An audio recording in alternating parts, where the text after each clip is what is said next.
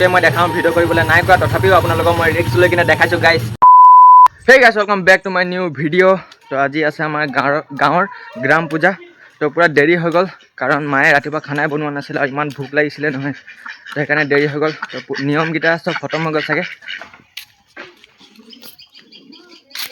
খতম কি ৰে চব খতম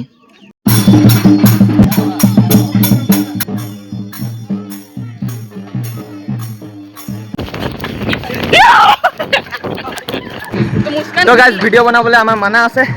তো যোৱাৰ দেৱী মানে যি হ'লেও আহিছে সি আমাক মাৰিবলৈ দৌৰাই তো সেইকাৰণে মনে মনে ভিডিঅ' কৰিছোঁ আমাক গোটেইকেইটা দৌৰালে এতিয়া আৰু এইপিনেও দৌৰি কিনে আহিছে এইটো চাওক হে তই পঢ়লে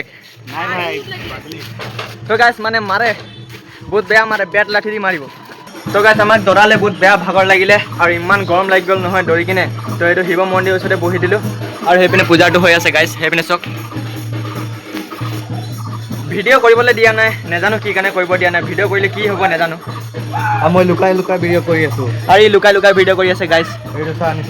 চাওক পূৰা ভিডিঅ' কৰি আছে গাইজ এইটো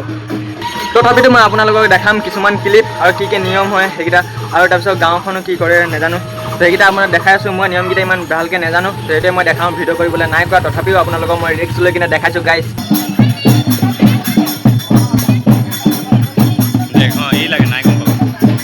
তো গাইজ এতিয়া গাৰাম পূজা খতম হৈ গ'ল আৰু গাৰাম পূজা খতম হোৱাৰ পাছত এতিয়া খিচিৰি দিছে চবেই এই চবেই খিচিৰি খাইছে আৰু মই খোৱা নাই কাৰণ খিচিৰিটোত মাংস আছে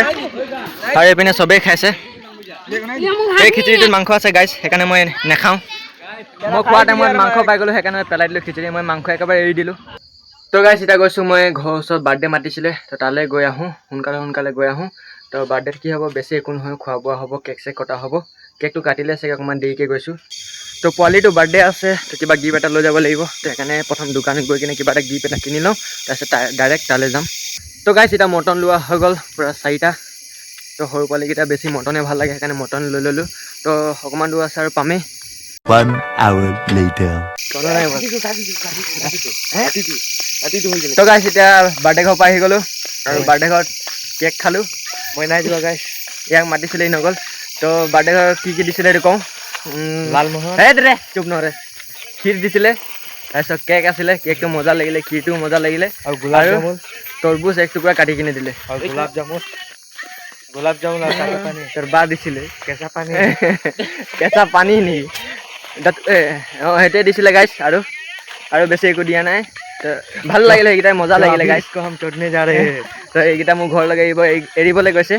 কাৰণ এইপিনে ৰাস্তাকেইটা পূৰা চুনচান পূৰা নিজান ভয় লাগে